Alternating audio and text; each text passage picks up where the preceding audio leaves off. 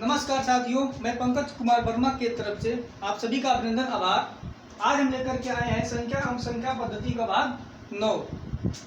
तो आइए देखते हैं क्वेश्चन नंबर 4 इसमें का सबसे छोटी अभाज्य संख्या है। सबसे छोटी अभाज्य संख्या इस प्रकार का प्रश्न बहुत ज़्यादा पूछता है और इसमें विद्यार्थी परीक्षार्थी जो है कंफ्यूज हो जाते हैं। कोई 1 लिख देता है, कोई 3 लिख देता है, कोई कुछ लिख देता है, लेकिन इसका आंसर कितना होगा 2। 1 को और स्वयं को छोड़ करके 1 के बाद वाली जो अभाज्य संख्या है वो है 2। अगला प्रश्न आपका है, यदि 1/36.18 इज इक्वल टू 0.0276 हो तो 1/0.0003618 का मान होगा। प्रश्न कह रहा है आपका कि यदि 1.36.18 इज इक्वल टू 0.0276 हो तो 1/0.0003618 का मान होगा।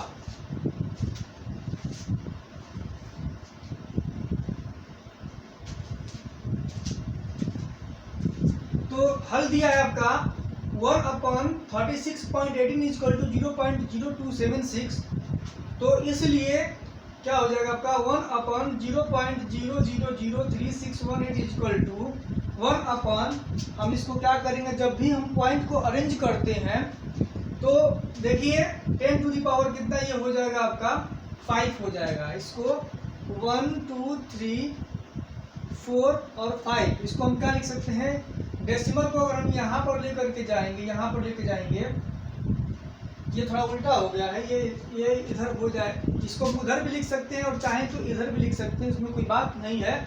दशमलव कहाँ लेके गए हैं, यहाँ पे 36 के बाद लेकर के आए हैं। यहाँ पे तो देखिए 1 2 3 4 5 स्थान डेसिमल को हम लेकर के आए हैं कहाँ, इधर से बाएं से दाएं, और जब बाएं से दाएं को डेसिमल को हम लेकर के आते हैं तो पावर ऊपर क्या हो जाता है आपका, पावर जो है आपका यहाँ पे घटता है। जब दाएं से बाएं ले जाएंगे तो पावर आपका क्या होगा, घटेगा। तो देखिए घटेगा यानी माइनस में हो जाएगा। तो यहाँ से जब लेकर के आए हैं तो 1 2 3 4 5 स्थान पर लेकर के आए हैं डेसिमल को, तो 10 टू द पावर -5 हो गया है। और जब दशमलव को दाएं से बाएं लेकर के जाते हैं तो पावर आपका बढ़ जाता है, पॉजिटिव हो जाता है, निगेटिव नहीं होता है। और जब इधर से इधर लेकर के जाते हैं तो घटता है। तो चूंकि दशमलव पहले से इधर दिया हुआ है तो उसको यहाँ पे लेके आएंगे तो 10 टू द पावर -5 हो जाएगा। क्यों? क्योंकि हम दशमलव को अरेंज कर रहे हैं बाएं साइड से दाएं साइड में, और वो भी कहाँ पर अरेंज कर रहे हैं तो बाएं साइड में जो 0 दिया है उसको अरेंज कर रहे हैं, तो इसलिए। अब इसको जो हम सॉल्व करेंगे तो आपका आ जाएगा 10 टू द पावर 5। और इसको हम ऊपर जब लेकर के जाते हैं, पावर वाले घात को अगर हम घात वाली संख्या को अगर ऊपर लेके जाते हैं तो जो पॉजिटिव होता है वो निगेटिव हो जाता है, और जो निगेटिव होता है वो पॉजिटिव हो जाता है। तो यहाँ 10 टू द पावर -5 है, ऊपर जाएगा तो 10 टू द पावर 5 पॉजिटिव हो जाएगा। और 36.18 जो हमने दशमलव अरेंज करके यहाँ पर लिखा है ये ऐसे का ऐसे रह जाएगा। अब इसको जब सॉल्व करेंगे आपका 0.0276 multiplied by 10 to the power 5 equal to 2760 आपका आंसर आ जाएगा। तो इस तरह के क्वेश्चनों को हम इस तरह से सॉल्व करते हैं। अगला क्वेश्चन आपका है, एक पंक्ति में, क्वेश्चन नंबर 6, एक पंक्ति में मनोज का क्रमांक प्रारंभ से 18वां और अंत से 13वां है। एक पंक्ति है जिसमें लड़कों को बैठाया गया है, उसमें कह रहा है कि एक पंक्ति में मनोज का क्रमांक प्रारंभ से यानी शुरू से 18वां और अंत से 13वां है। शुरू से 18वां है और अंत से 13वां है, यानी कि इधर से शुरू किया जाए तो 18 नंबर पे पढ़ रहे हैं और उधर से शुरू किया जाए तो 13 नंबर पे पढ़ रहे हैं। यदि पंक्ति में 6 लड़कियां हैं तो पंक्ति में लड़कों की संख्या कितनी होगी? अगर पंक्ति में 6 लड़कियां भी है तो लड़कों की टोटल संख्या कितनी होगी? तो पंक्ति में कुल लड़के प्लस लड़कियां इज इक्वल टू 17 + 1 + 12। जब भी सवाल में ये दिया रहता है कि प्रारंभ से 18वां दिया है यहाँ पे 9 और अंत से 13वां, एक कम करके हम क्या करते हैं उसको जोड़ते हैं। तो देखिए यहाँ पे हमने क्या किया, 18वां क्या 17 जोड़ दिए हैं और 13वां क्या तो 12 जोड़ दिए हैं। तो उसमें हम क्या करेंगे, एक और क्या करेंगे, ऐड कर देंगे। तो कितना हो जाएगा आपको टोटल मिलाकर हो गया कितना आपका 30 हो गया, 30 हो गया। अब लड़के प्लस 6 लड़की यानी कि टोटल संख्या कितनी होगी हमारी 30 हो गई। टोटल संख्या 30 हो गई, 30 हो गई। हम हमेशा ऐसे ही जोड़ते हैं, कभी भी क्वेश्चन आए तो ऐसे ही जोड़ेंगे, कम करके जोड़ते हैं, उसमें एक ऐड कर देते हैं। तो कितना हो गया आपका 30 हो गया। अब कह रहा है कि लड़के हैं और प्लस 6 लड़कियां हैं, मिला करके 30 हो रहा है। तो यहाँ पर लड़के भी हो गए और 6 लड़कियां इक्वल टू 30 हो गई, 30 हो गया। तो लड़कों की संख्या हमको ज्ञात करना है। तो लड़के इक्वल टू यहीं से पॉजिटिव है, 6 इसको उधर लेके जाएंगे तो निगेटिव हो जाएगा। तो 24 यानी कि 24 आपके जो है कि लड़के हो जाएंगे। अगला क्वेश्चन आपका है यहाँ पे क्वेश्चन नंबर 7। विभाजन के एक प्रश्न में रवि ने गलती से 3 के स्थान पर 8 से भाग दे दिया। विभाजन के एक प्रश्न में, विभाजन का एक प्रश्न था, उसमें रवि ने गलती से 3 के स्थान पर 8 से भाग दे दिया और उत्तर 15 प्राप्त किया। और उत्तर कितना प्राप्त कर लिया, 15 प्राप्त कर लिया। सही उत्तर क्या होगा, तो देखिए इसको देखते हैं कैसे सॉल्व करेंगे। माना भाज्य x है, भाज्य माने कि कितना है x है, जिसमें हमको सॉल्व करना भाग देना है। प्रश्नानुसार x/3 माइनस x/8, x/3 यानी गलती से 3 का स्थान पर 8 कर दिया है ना, भाग दिया है। तो x में हम 3 के बजाय क्या किया है, वो 8 से भाग दिया, जिसको हम घटा देंगे। और घटाने के बाद अब क्या करेंगे, रिजल्ट जो निकला है 15 उसको हम लिख देंगे। कभी भी ऐसा क्वेश्चन कहीं पर भी आए तो बस यही तरीका है सॉल्व करने का कि जो गलती किया हुआ है उसको घटा देंगे सही वाले में से। तो x/3 माइनस x/8 करके और 15 कर देंगे। इसको सॉल्व करेंगे तो 8 का 3 का एलसीएम लेंगे तो 24 आ जाएगा। अब 8 का x में मल्टीप्लाई करेंगे तो 8x हो जाएगा और 3 का x से मल्टीप्लाई करेंगे तो 3x हो जाएगा। और 8x minus 3x/24 equal to 15 हमने लिख दिया है। अब हम क्या करेंगे कि इसमें से इसको माइनस करेंगे तो 5x हो जाएगा अपन 24 इक्वल टू 15 हो जाएगा। 5 से 50 कट जाएगा 3 बार में और 24 से जब 3 में मल्टीप्लाई करेंगे तो 72 आ जाएगा। अतः अभीष्ट उत्तर आपका 72/3 इक्वल टू 24 आपका आंसर आ जाएगा। चलिए देखते हैं आगे कुछ और क्वेश्चन।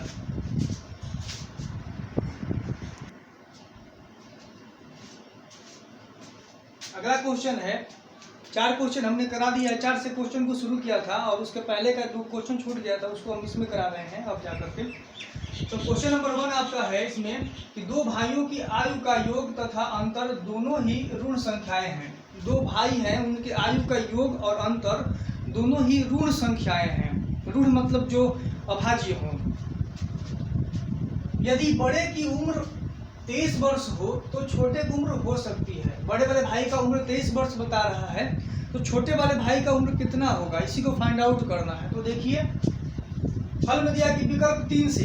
कभी कभी ऐसे क्वेश्चंस होते हैं जिनको हमको विकल्प से सॉल्व करना पड़ता है और उसी से हमको आंसर भी जल्दी प्राप्त हो पाता है। तो ये भी हमें बात ध्यान में रखना है कि क्वेश्चन अगर सॉल्व करते समय दोनों चीज़ों का ध्यान रखें। या तो क्वेश्चन को सॉल्व करके देख लें अगर जटिल पड़ रहा है तो विकल्प को भी एक बार चेक करें, विकल्प से भी क्वेश्चन को सॉल्व करें। तो हमने इसको विकल्प से ही सॉल्व किया है। दिया है कि विकल्प 3 से, तीसरे वाले विकल्प में छोटे की बड़े की उम्र जो है 23 वर्ष, तो छोटे की उम्र हो सकती है।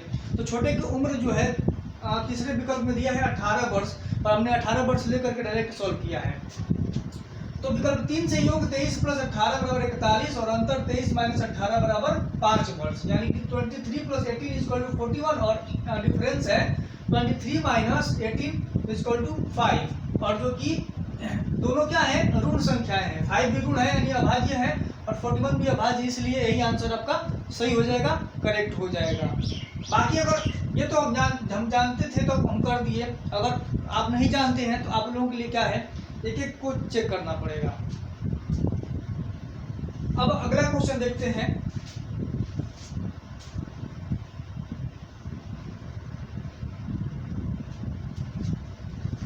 अगला क्वेश्चन आपका है 2 अंकों वाली संख्या के दोनों अंकों का योग 9 है। 2 अंकों वाली संख्या है और दोनों अंकों का योग जो है 9 है। 2 अंकों वाली संख्या है, दो अंक की संख्या होती ही है, जैसे कि 22 हो गया, 25, 63, तो दो अंक होते हैं संख्याओं में।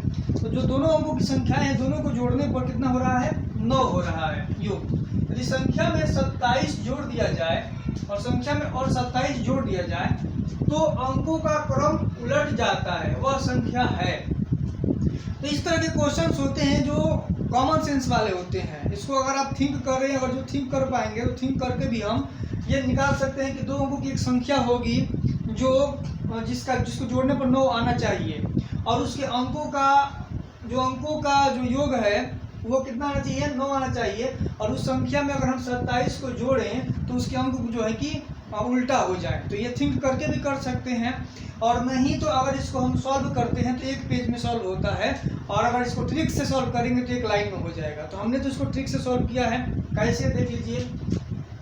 जब भी ऐसा क्वेश्चन पूछता है कि दो अंकों वाली संख्या के दोनों अंकों का योग 9 है, यदि संख्या में 27 जोड़ दिया जाए तो अंकों का क्रम उलट जाता है, वो संख्या है।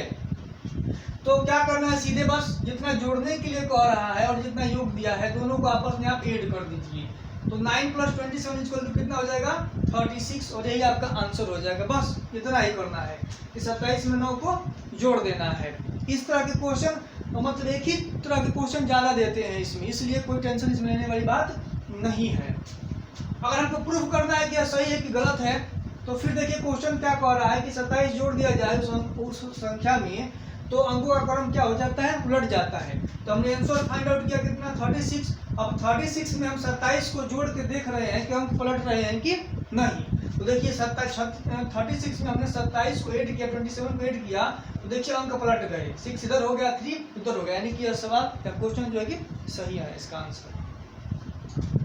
इसमें के भिन्न प्रकार के क्वेश्चंस देते हैं, जैसे कि कह देगा कि अंकों का अंतर 9 है, या यहाँ पे कह देगा कि 27 घटाने पर। तो जिस तरह से क्वेश्चन आएंगे वैसे ट्रिक के हिसाब से हम बताते जाएंगे आप लोगों को। अगला क्वेश्चन यह है कि 11 इकाइयाँ प्लस 11 दहाइयाँ और प्लस 11 सैकड़ा बराबर है। 11 इकाई, 11 दहाई, 11 सैकड़ा बराबर है। तो ये सीधा ना करके उल्टा लिख दिया है, लेकिन इसमें घबराने की कोई बात नहीं है। सबसे पहले हम क्या स्टार्ट करते हैं, सैकड़ा।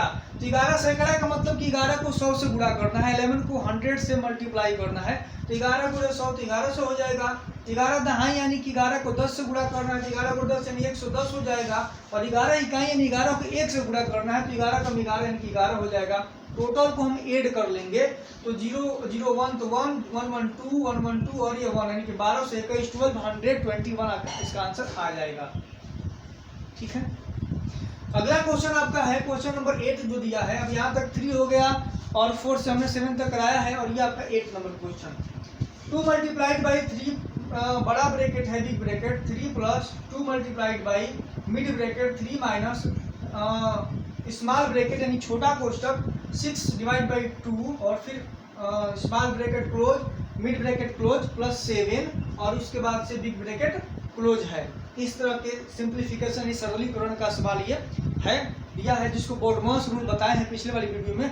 उसी से हम क्या करते हैं, सॉल्व करते हैं। बी से ब्रैकेट, ओ से ऑफ और डी से डिवाइड, एम से मल्टीप्लाई, ए से ऐड और एस से सब्सट्रैक्ट। यानी कि क्या करते हैं, हम पहले ब्रैकेट को हटाते हैं, फिर काट को हटाते हैं, उसके बाद से भाग करते हैं, फिर गुणा करते हैं, फिर जोड़ते हैं, फिर घटाते हैं। इसमें सबसे पहले हम क्या करेंगे, भाग करेंगे, क्योंकि ब्रैकेट को सॉल्व करेंगे सबसे पहले। तो ब्रैकेट को देखिए, जो भी है सब वैसे लिख देंगे। 2 × बड़ा ब्रैकेट 3 + 2 × मिड ब्रैकेट मझोला कोष्टक 3 और माइनस जो है कि इसको सॉल्व करेंगे पहले। तो 2 से जब डिवाइड करेंगे 6 में तो कितना हो जाएगा आपका, 3 हो जाएगा। तो हमने 3 रख दिया यहाँ पे छोटा कोष्टक हट गया, प्लस 7 है तो 7 रख दिया। फिर बाकी जो ऊपर का जैसा है वैसा नीचे भी लिख देंगे और इस ब्रैकेट को आप सॉल्व कर देंगे। तो 3 और 3 में से 3 को माइनस कर देंगे, 3 - 3 तो 0 हो जाएगा यहाँ पे आपका, और 7 और ये मिड ब्रैकेट भी आपका यहाँ पे भी हट गया। अब बड़ा वाला ब्रैकेट को हम सॉल्व कर लेंगे। तो 2 × 3 + 2 × 0 कर देंगे तो 0 हो जाएगा। किसी भी संख्या में 0 से गुणा करते हैं तो 0 होता है, प्लस ये 7 हो गया। और फिर नीचे लेकर के जाएंगे 2 × ये 3 और 7 मिलकर के 10 हो जाएगा। 0 जोड़ेंगे तो उसका कोई वैल्यू नहीं होता है इसमें। अब 2 × 7 और 3 मिलकर के 10 हो गया, और 10 और मैं 2 से मल्टीप्लाई करेंगे तो कितना आंसर आ जाएगा 20। तो इस तरह के कभी भी क्वेश्चन आए तो सबसे पहले हम क्या करते हैं, कोष्टक दिया रहता है तो कोष्टक से सॉल्व करते हैं। पहले छोटा कोष्टक हटाते हैं, फिर मझोला कोष्टक हटाते हैं, फिर बड़ा कोष्टक हटाते हैं, उसके बाद से जो प्रक्रिया होती है वो प्रक्रिया करते जाते हैं। इस तरह क्वेश्चन हम पहले बता चुके हैं। आइए देखते हैं कुछ और क्वेश्चन आगे के।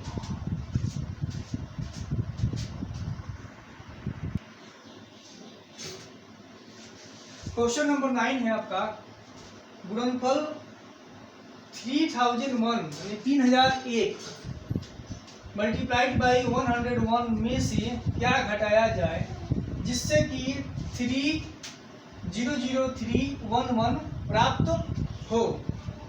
यानी कह रहा है कि इन दोनों के गुणनफल में से क्या घटाया जाए कि इतना प्राप्त हो जाए। तो कभी भी ऐसी संख्या आती है तो इसके लिए दो तरीके होते हैं। पहला ये होता है आपका कि इन दोनों को गुणा करके अगर घटाने के लिए बोल रहा है तो इनको जोड़ दीजिए, और अगर जोड़ने के लिए बोल रहा है तो घटा दीजिए, तो आंसर आ जाएगा। और दूसरा तरीका आपका ये है कि हम x मान करके सॉल्व करते हैं। तो यहाँ पे हमने x मान के सॉल्व किया है।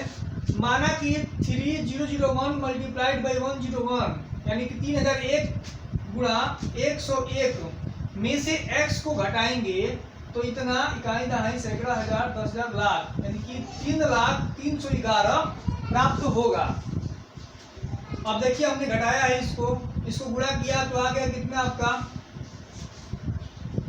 3 इकाई दहाई सैकड़ा हजार 10,000 लाख 3,03,101 माइनस x बराबर यहाँ पर आपका इकाई दहाई सैकड़ा हजार 10,000 लाख यानी 3,03,11। अब यहाँ पे हम क्या करेंगे, इसको उधर ले जाएंगे तो प्लस में है तो माइनस में हो जाएगा, तो यहाँ माइनस हो गया, और ये माइनस x है तो माइनस x आपका लग जाएगा। इसमें से जब इसको माइनस करेंगे तो यहाँ पर भी माइनस लग जाएगा क्योंकि यह बड़ा है, छोटा है और यह बड़ा है। तो इसमें से जब माइनस करेंगे तो कितना हो जाएगा -279। इस माइनस से ये माइनस कट जाएगा और x का वैल्यू निकल जाएगा 2790। तो इस तरह के कभी भी क्वेश्चन आए तो दो तरीके से सॉल्व कर सकते हैं। एक तो x मान के सॉल्व कर सकते हैं, और दूसरा जो है कि जब जोड़ने के लिए बोले तो घटा दीजिए और घटाने के लिए बोले तो जोड़ दीजिए। अगला क्वेश्चन आपका है यहाँ पर, क्वेश्चन नंबर 3 आपका है,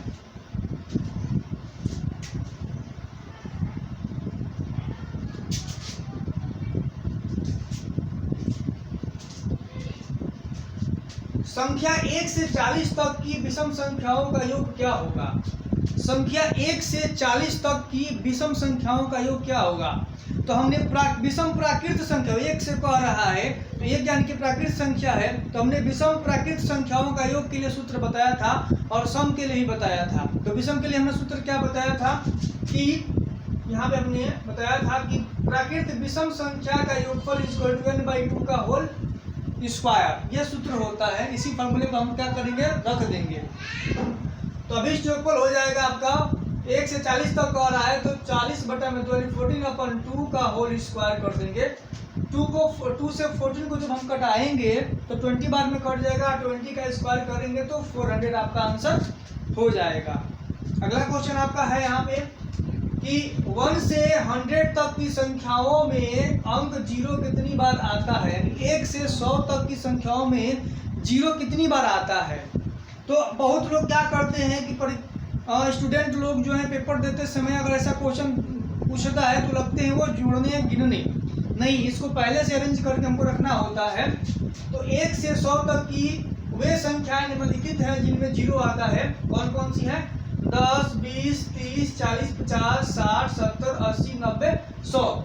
इसमें दो चीज ध्यान रखना है। पहला चीज ये कि हम 0 को नहीं लेंगे, क्यों, क्योंकि 1 से पूछ रहा है, 0 से नहीं पूछ रहा है। 1 से पूछ रहा है इसलिए कि ऊपर वालों को लेंगे, और यहाँ पे जब 100 है तो 100 में 2 0 है तो इन दोनों 0 को लेना है। तो टोटल 0 हम ऐड किए कितना हो जाएगा, 1 2 3 4 5 6 7 8 9 10 और 11 यानी 11। अभी इस संख्या कितनी हो जाएगी, 11 हो जाएगी। अगला क्वेश्चन आपका इसमें है 12,401 12,401 को किसी संख्या से भाग देने पर भागफल 77 तथा शेषफल 4 बचता है, भाजक क्या है। तो इस तरह के क्वेश्चन को भी सॉल्व करने के लिए हमने फॉर्मूला आपको बताया था कि भाज्य इक्वल टू होता है भाजक गुणे भागफल प्लस शेषफल, और इसी पे लगा देंगे। तो भाज्य कितना दिया है, यानी कि 12,401। कैसे पता चला कि यह भाज्य है, क्योंकि इसी में हम क्या कर रहे हैं, किसी संख्या से भाग दे रहे हैं, और जिसमें भाग देते हैं वही भाज्य होता है। तो यह भाज्य हो गया आपका। संख्या किस संख्या से भाग दे रहे हैं वो पता नहीं है, वही भाजक होता है, तो उसको हम x मान लेंगे कि भाजक x है।